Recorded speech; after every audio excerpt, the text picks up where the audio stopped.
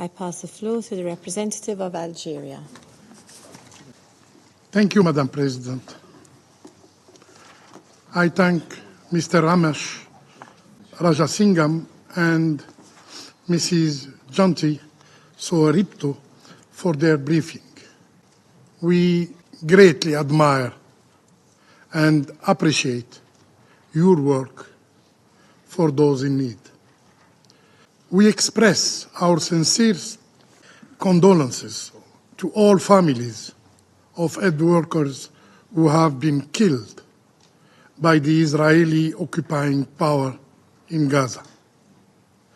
Today, we are gathered once again as the aggression against the innocent Palestinian civilian reach for its 6-month mark in 2 days. 6 months. 6 months of barbarity and collective punishment. 6 months of suffering for the people of Gaza.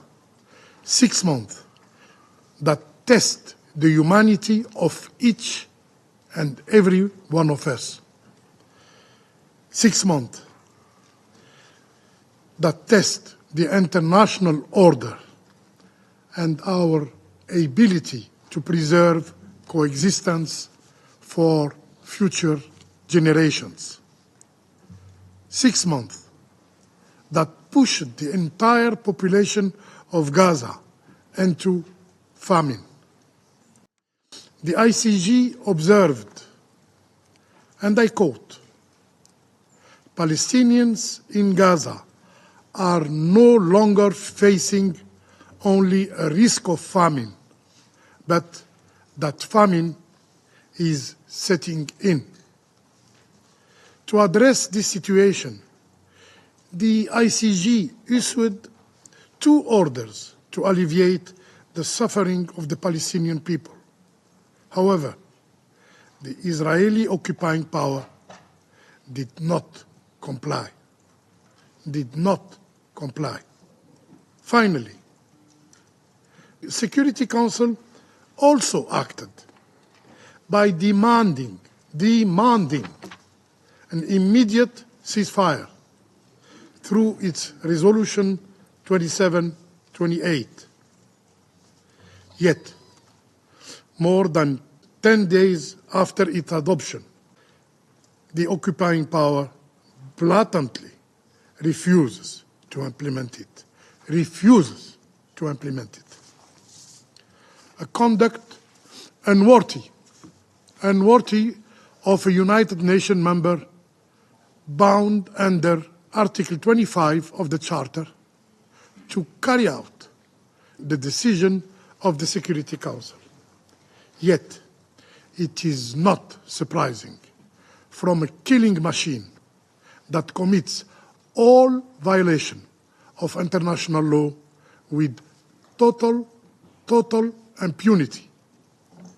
They are confident that they will be never held accountable. And the occupying power continues to commit more and more crime, more and more violation. We must put an end to this aberration. Madam President, the crime perpetrated against World Central Kitchen personnel is not surprising and is no exception. It was an attack that targeted them systematically, car by car, as stated by Chief Jose Andres, the founder of World Central Kitchen. It is just a new chapter in the book of crimes committed. The victims are not Palestinian. Their savage killing is evenly commendable.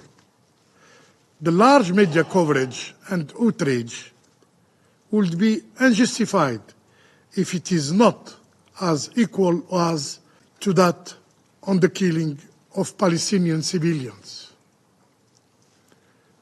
Should we forget that the Israeli occupying power has killed more than 33,000 Palestinians, of whom over 70% were children and women, innocent children and women, since October the 7th. Should we recall that 224 aid workers have been killed by the occupying power since October the 7th? Should we recall that 484 health workers were killed since October the 7th? The occupying powers' reaction to this horrible incident is shameful. Why do these 7 people deserve apologies from the highest occupying authorities and not the thousands of innocent Palestinians massacred during these last 6 months? We have heard no apologies from those who proclaim to be peace lovers. They prove with their actions Palestinians are not as human beings as others. They are human animals, they said. For us, all lives matter. Palestinian lives matter. All lives matter. And to those who believe in the investigation and justice of the Israeli occupying power, I say, where is justice to Rachel Corrie? Where is justice for James Miller? And where is justice for Tom Hundar, to name a few? These peace activists were killed years ago, and no justice have been delivered to them. The killing of humanitarian workers in Gaza is only a continuation of the doctrine of oppression and occupation practices in Palestine. Kill Palestinians and their sympathizers. You have carte blanche. And once again, the verdict will be that these were regrettable incidents. And the victim endangered themselves by knowingly entering a war zone, even within the confliction. Madam President, since the start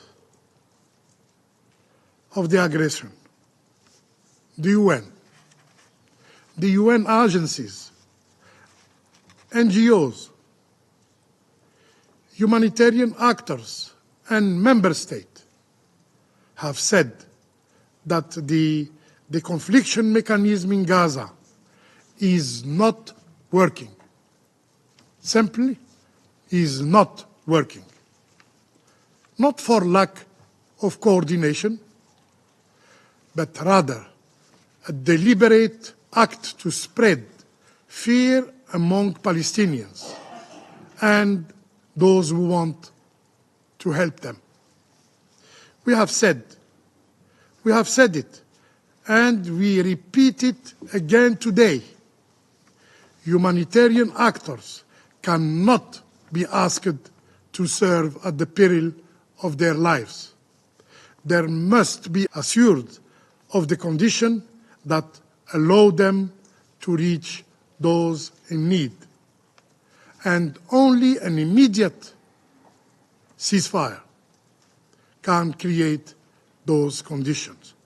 Otherwise, the Palestinian population risks being left to fend for itself, and the worst will be inevitable.